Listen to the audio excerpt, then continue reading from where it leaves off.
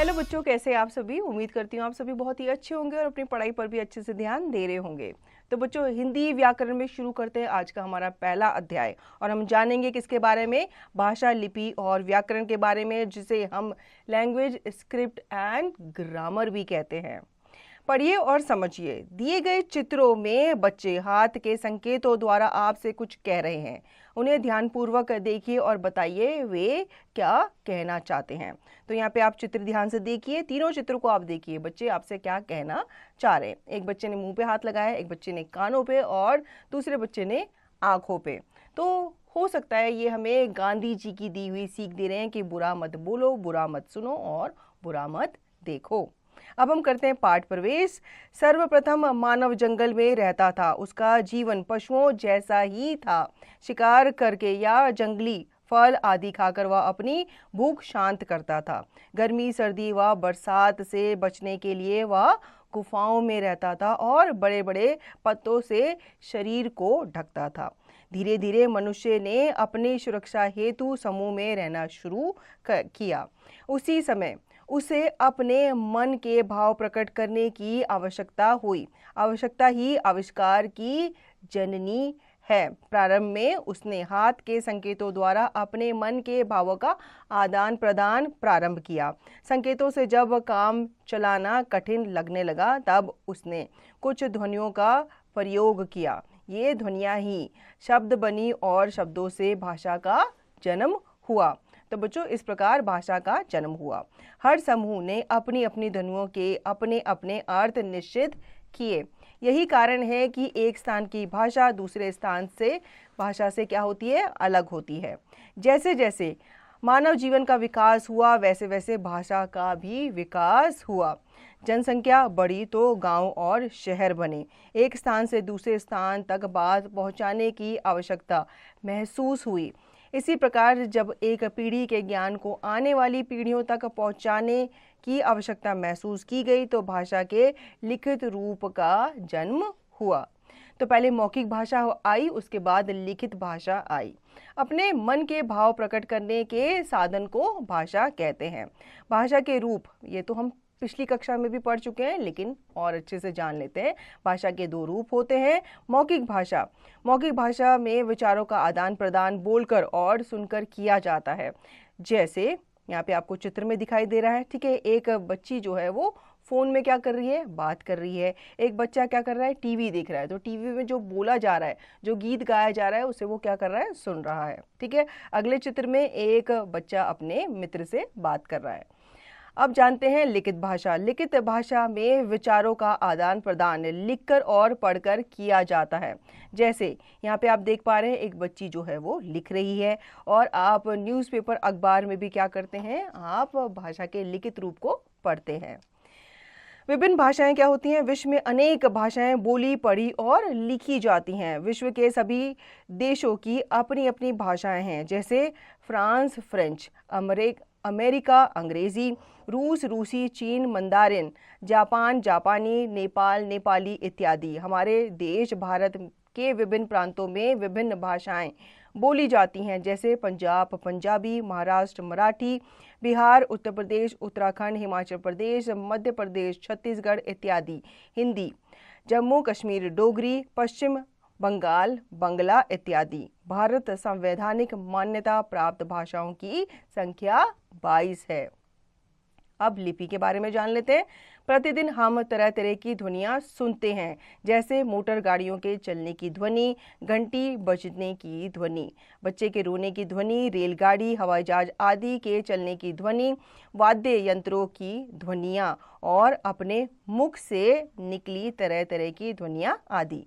इस प्रकार की अनेक ध्वनियों से ही भाषा बनती है। भाषा को ध्वनियों द्वारा बोला जाता है। इन ध्वनियों को लिखा भी जाता है। इन मूल ध्वनियों को लिखने का ढंग या तरीका लिपि कहलाता है। वर्णों या अक्षरों के लिखने के ढंग को लिपि कहते हैं, ठीक है। लिपि हमें बताती है कि वर्णों या अक्षरों को कैसे लिखा जाता है। हिंदी भाषा की लिपि देवनागरी है। पंजाबी भाषा की लिपि गुरुमुखी, उर्दू भाषा की लिपि फारसी और अंग्रेजी भाषा की लिपि क्या है, रोमन है। व्याकरण, भाषा ध्वनि चिन्हों का एक सुव्यवस्थित रूप है। प्रत्येक भाषा के अपने चिन्ह तथा नियम होते हैं। विभिन्न चिन्हों की व्यवस्था के इन्हीं नियमों को व्याकरण कहते हैं। इससे भाषा के शुद्ध और अशुद्ध रूप की पहचान होती है। जैसे प्रज्ञा झूला झूलता है, राजन अपू घर जाती है। उपयुक्त वाक्य पढ़ने में अटपटे से लगते हैं क्योंकि ये वाक्य अशुद्ध है। इनका शुद्ध रूप क्या है? भाषा के शुद्ध रूप का ज्ञान हमें व्याकरण द्वारा मिलता है। जैसे प्रज्ञा झूला झूलती है, राजन अपू घर जाता है। तो व्याकरण हमें बताती है कि भाषा को कैसे लिखना है, उसका शुद्ध रूप क्या होता है। व्याकरण उस विद्या या शास्त्र का नाम है जिससे भाषा संबंधी विभिन्न नियम होते हैं। ये नियम हमें भाषा के शुद्ध प्रयोग का ज्ञान कराते हैं। तो बच्चों, इस पाठ में हमने सीखा अपने मन के भावों को दूसरों तक पहुंचाने और ग्रहण करने का साधन भाषा है। भाषा के दो रूप होते हैं, मौखिक तथा लिखित। लिखित भाषा का स्थायी रूप तथा मौखिक मूल रूप है। भारत की राजभाषा हिंदी है। भारत के संविधान में कुल 22 भाषाओं को मान्यता प्राप्त है। भाषा को लिखने के लिए निर्धारित चिन्हों को लिखने का ढंग लिपि कहलाता है। हिंदी भाषा देवनागरी में लिखी जाती है। भाषा के शुद्ध अशुद्ध रूपों का ज्ञान हमें व्याकरण द्वारा होता है। तो बच्चों, इस पाठ में हमने भाषा के बारे में, लिपि के बारे में और व्याकरण के बारे में पढ़ा। अब हमने क्या सीखा है, इसका भी अभ्यास हम कर लेते हैं। सोचकर बताइए, आपकी मातृभाषा कौन सी है और आपको कौन सी भाषा सीखना कठिन लगता है? तो इन दोनों के प्रश्न आप सोचकर बताएंगे। अब लिखिए, सही विकल्प पर सही का चिन्ह लगाइए। भाषा के शुद्ध प्रयोग का ज्ञान हमें कहाँ से प्राप्त होता है? कहाँ से होता है? भाषा विज्ञान से होता है, व्याकरण से होता है, मौखिक भाषा से होता है या फिर लिखित भाषा से होता है। तो उसके शुद्ध रूप का ज्ञान हमें व्याकरण से होता है।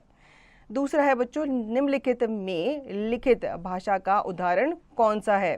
पहला समाचार पत्र, दूसरा पत्र लेखन, तीसरा निबंध लेखन या फिर चौथा ये सभी। तो निम्नलिखित में से लिखित भाषा का उदाहरण ये सभी माने जाएंगे क्योंकि पत्र लेखन, समाचार पत्र, निबंध लेखन जो है ये हमारे लिखित भाषा के ही उदाहरण कहलाते हैं। तो आप ये सभी पे टिक लगाएंगे। इसी प्रकार आप बाकी के प्रश्न पढ़ेंगे और सही विकल्प पर टिक लगाएंगे। हम बढ़ते आगे, प्रश्नों के उत्तर दीजिए। तो बताइए बच्चों, भाषा किसे कहते हैं? भाषा वो माध्यम है जिसके द्वारा हम अपने विचारों का आदान प्रदान करते हैं। ठीक है, भाषा के कौन कौन से रूप होते हैं? तो भाषा के दो रूप होते हैं, लिखित और मौखिक। इसी प्रकार बाकी प्रश्नों के आप उत्तर स्वयं देंगे। हम बढ़ते हैं आगे, रिक्त स्थानों की पूर्ति कीजिए। मूल ध्वनियों को लिखने के लिए निर्धारित चिन्ह क्या कहलाती है? लिपि कहलाते हैं। ठीक है, तो आप यहाँ पे लिपि लिखेंगे। बोलकर विचारों का आदान प्रदान डैश भाषा के अंतर्गत आएगा। कौन सी भाषा के अंदर आएगा? ये जब हम बोलते हैं तो यहाँ पे मौखिक भाषा का हम प्रयोग कर रहे हैं। ठीक है, इसी प्रकार आप बाकी के रिक्त स्थान की पूर्ति करेंगे। चौथा है बच्चों, नीचे दिए गए चित्रों में भाषा का कौन सा रूप प्रयोग में लाया जाता है? दिए गए उदाहरण को देकर रिक्त स्थानों की पूर्ति कीजिए। तो पहला यहाँ पे है मौखिक भाषा, क्योंकि आप फोन पे क्या करते हैं? बात करते हैं। तो जब आप बात कर रहे हैं तो आप मुंह से बात कर रहे हैं, तो वो मौखिक भाषा का रूप हुआ। दूसरा, इसमें क्या है? ये एक प्रिंट आउट है। ठीक है, प्रिंटर है। इससे हम क्या करते हैं? फैक्स मशीन भी आप इसे बोल सकते हो। इसमें जो भी आपका फैक्स निकलता है उसे आप पढ़ते हैं। तो ये लिखित भाषा का रूप हुआ। ठीक है, इसी प्रकार आप चौथे चित्र में बताएंगे ये किस भाषा का रूप हुआ। आओ कुछ करके देखें। नीचे दिए गए भारतीय सरकार द्वारा मान्यता प्राप्त चिन्ह क्या समझाते हैं? आप आपस में चर्चा कीजिए। अब ये चिन्ह जो हैं ये आपने रोड पे चलते हुए देखे होंगे, सड़क के किनारे देखे होंगे।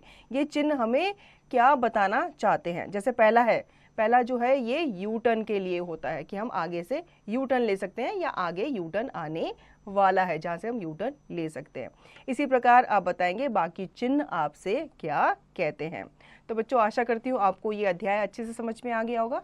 इस अध्याय को आप पुनः दोहराएंगे और इसका अभ्यास आप निरंतर करते रहेंगे।